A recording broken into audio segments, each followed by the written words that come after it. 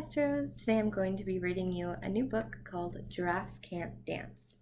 And it's written by Giles Andrea, and it's drawn by Guy Parker Reese.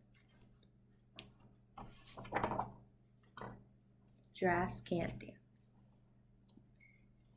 Gerald was a tall giraffe whose neck was long and slim, but his knees were awfully bandy, and his legs were rather thin. He was very good at standing still and munching shoots off trees, but when he tried to run around, he buckled at the knees. Why do you think he had a hard time walking? What did the book say about his legs and his body? I'll give you a minute to think.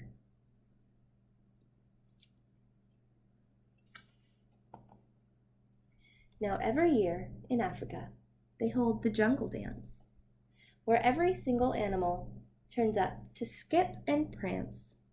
And this year, when the day arrived, poor Gerald felt so sad, because when it came to dancing, he was really very bad. Do you remember what happens when he runs around?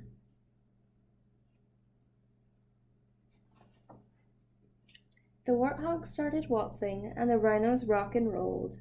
The lions danced a tango, which was elegant and bold. The chimps all did a cha-cha with a very Latin feel, and 8 baboons then teamed up for a splendid Scottish reel. Do you remember what kind of dance the lions did? I'll give you a minute to think and talk to your adults about it.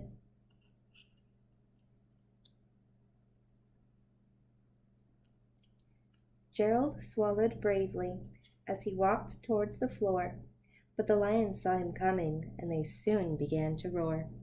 "Hey, look at clumsy Gerald," the animals all laughed.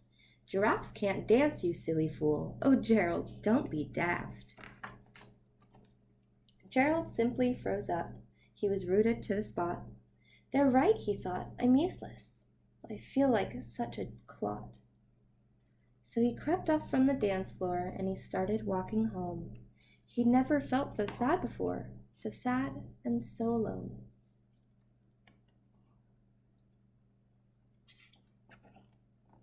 Then he found a little clearing and he looked up at the sky. "The moon can be so beautiful," he whispered with a sigh. "Excuse me," coughed a cricket, who'd seen Gerald earlier on, "but sometimes when you're different, you just need a different song." Listen to the swaying grass and listen to the trees. To me the sweetest music is those branches in the breeze. So imagine that lovely moon is playing just for you. Everything makes music if you really want it to. With that, the cricket smiled and picked up his violin. Then Gerald felt his body do the most amazing thing. His hooves had started shuffling, making circles on the ground. His neck was gently swaying, and his tail was swishing round. He threw his arms out sideways, and he swung them everywhere. Then he did a backward somersault and leapt up in the air. Gerald felt so wonderful. His mouth was open wide. "I am dancing! Yes, I'm dancing! I'm dancing!" Gerald cried. Then one by one each animal who had been there at the dance arrived while Gerald boogied on and watched him, quite entranced. They shouted, "It's a miracle! We must be in a dream! Gerald's the best dancer. We have..."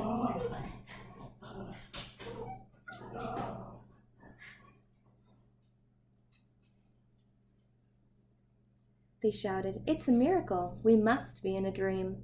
Gerald's the best dancer that we have ever seen." Do you remember what the other animals thought about Gerald's dancing before? I'll give you a minute to think and talk to your adult.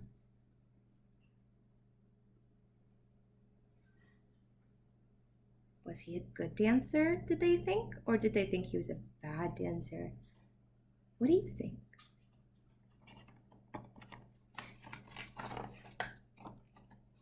How is it you can dance like that? Please, Gerald, tell us how. But Gerald simply twizzled round and finished with a bow. Then he raised his head and looked up at the moon and stars above. We all can dance, he said, when we find music that we love. Do you remember how he learned to dance and what the cricket told him? What music did he end up being able to dance to? What music do you like to dance to?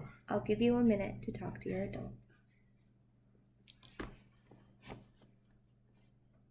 That book was Giraffes Can't Dance. I hope you enjoyed it. Bye, Astros.